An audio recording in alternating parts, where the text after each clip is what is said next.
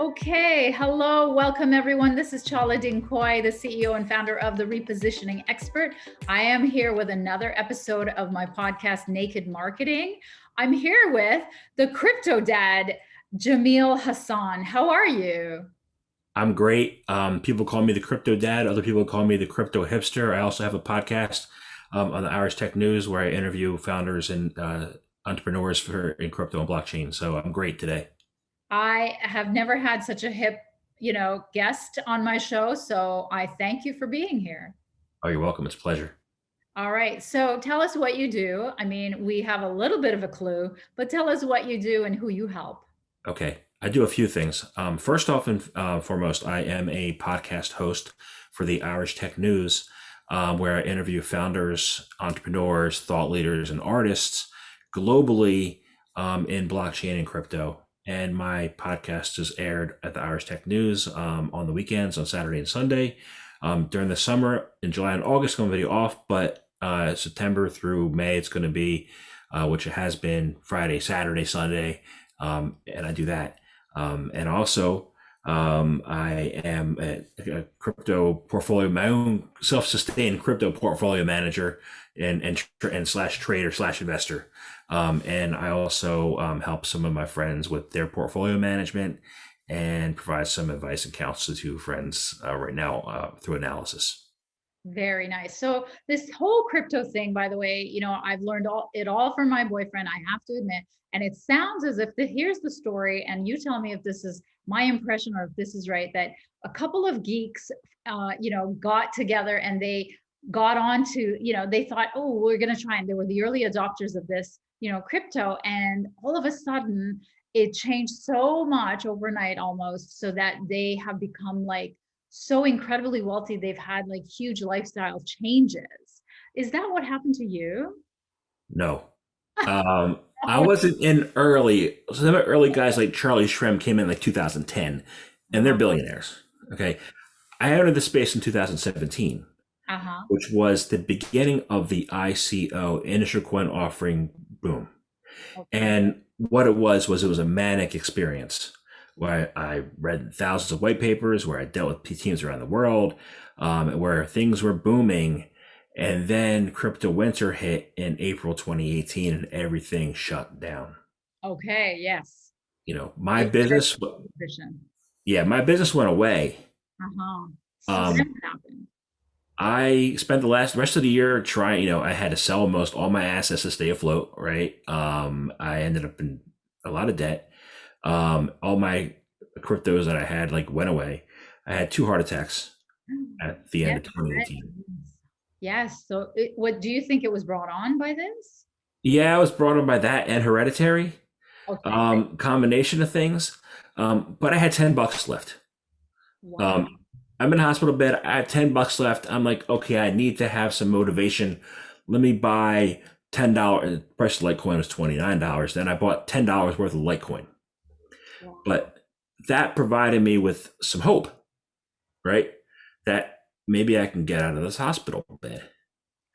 And I did, I did. Why And you're then, yeah, then I spent the next, end of the year 2018 with $300 because my mom gave me some money for Christmas. God bless. Uh, yeah. And then I ended at 2019 with 16,000 and last year with 100K. And now like I've been up to a half mil so far this year. Wow. Um, Good job. Thank you. So I try, I learned the market, I learned technology, and I learned what to invest in, right? Mhm. So a lot of people just say, okay, buy Bitcoin. I'm like, I built I built technology when I had my corporate career. So I'm looking at this. Is this a tool that I could have used when I was there? Yeah. Okay. Let me buy it. Got it. So what did you used to do? I built middleware. I built databases. I built accounting ledgers. I built all that stuff at AIG. Wow. So you were really a geek. Yeah, I guess so. Yeah. Cool. You're a total brain. Thank you. Um, Yeah, no, it's more. I mean, when you're investing in the market doesn't just go like a nice steep line, like nice, gentle bike ride. The crypto market is volatile. Yeah. and in order to stay in it, you have to, and this is a lessons you apply to entrepreneurship. You have to be able to be committed, have conviction, be patient, and have resilience. So even if I'm in a market that your listeners are not in, the concept of resilience is universal. For sure. Especially after 2 heart attacks. Yeah. So you gotta stay in the game and learn the lessons from being in the game. But I find a lot of people shouldn't dabble. If you're going to be committed, be committed. You know. Yeah. That's true for entrepreneurship as well. You're so right. So you know that I'm a marketing gal. So tell me how you got to the 500,000 in the last couple of years or in the last year and a half. What did you do to market yourself? I marketed very poorly. I actually wrote a book. It's called. It's right here. It's called Regeneration X. Nice. It looks thick. Yeah, it's 80,000 words. Self-published ended up being because I signed on with a publisher who ended up being a felon, convicted felon. I didn't know that at the time. So every single week I was getting deep cut edits, Okay.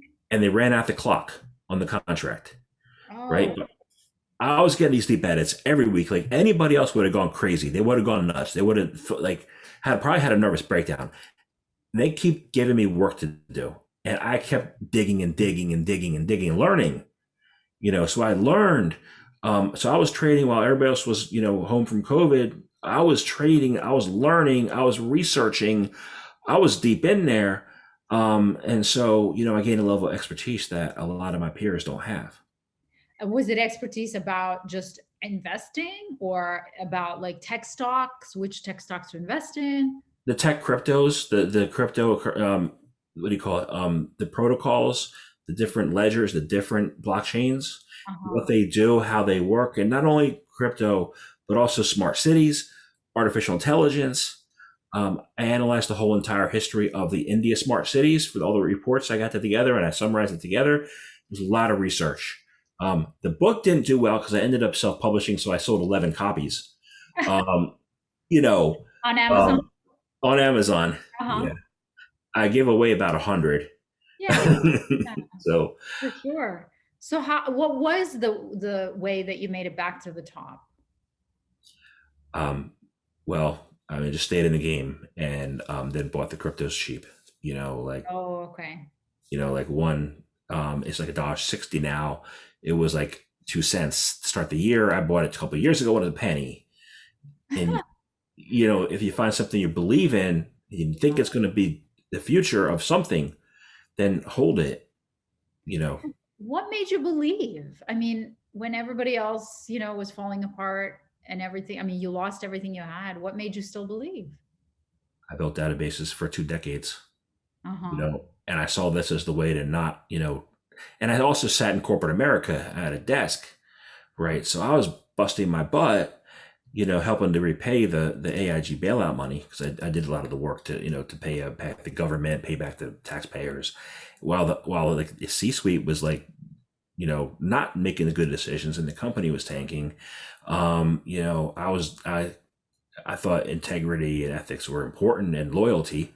And then I saw, crypto in 2017. I said, okay, this blockchain is not a centralized database that I used to build, but decentralized database, which is the future. So I said, okay, let me move to the next generation of what I do, and be involved here. Very cool. So I'm really curious about this big marketing mistake that you want to talk about as part of your, getting naked on the naked marketing, getting honest about your marketing mistake. So tell me about that. I had an advising company back in 2017 into 2018 and before the crypto winter. And then like there was a lot of a lot of falsehoods in the market. A lot of statements by the SEC chief, moving like really messing with the crypto people. And I was trying to appease, like go by what they said. And okay, so I shifted my gears like a dozen times in a few months, and I confused the market. Mm. That doesn't work. You have to stay the conviction. You have to stay, I learned I have to stay with my conviction. I have to know what I believe in. And then if I'm doing the right thing from my side of the street, then that's what matters. So when you say you shifted gears too often in your marketing, are you talking about your messaging or your My target? messaging, Everything? everything, my messaging, who I was targeting, it was just a wreck. Wow. Oh my God. So how do you do marketing? I mean, how do you do outreach when you're in the industry that you're in to get clients to do advising for? It's hard. It's hard. Yeah. I was only set 11 books. I only have 5 friends who, sign up for me to portfolio manage them, but they're all at 5X for the year. Oh, wow. Um, I also did some analysis for a friend who ended up taking my suggestion. Uh-huh. Um, he put $100,000 into one of my suggestions, and then that went up from like 30 cents to almost $2, and he just bought a house in Florida. So, you know, Very the, nice. So, but then the conundrum is how do you find them, right? right. How do you find them? And I had the podcast. I have like from February to now, I have 50 podcasts in the bank, Mhm. done. So I can actually write some more books. I might end up being self-published again. I don't have an agent, but that is like it's grassroots. You know, uh, like any entrepreneur, you got to start somewhere, and no one's ever done what I'm doing today. With all these books and all this together. Wow. So you got to make your own road, and a lot of times I'm a man in the desert by myself. At least in here, you Yeah. know, and so I have to do something, move the Yeah. ball. I gotta say, you're pretty, mediatic. You're very outgoing for a fintech guy because normally they don't host podcasts. It's not the your regular fintech. Either the very smart guy or the very introvert. They will not host a podcast. So right there, that's a differentiator for you. How has it been received?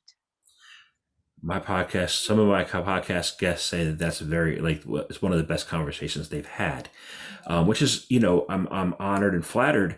I am an introvert, and it is difficult, and but I know who also is an introvert is Tony Robbins. Oh, really? Um, yeah, I didn't he's, know.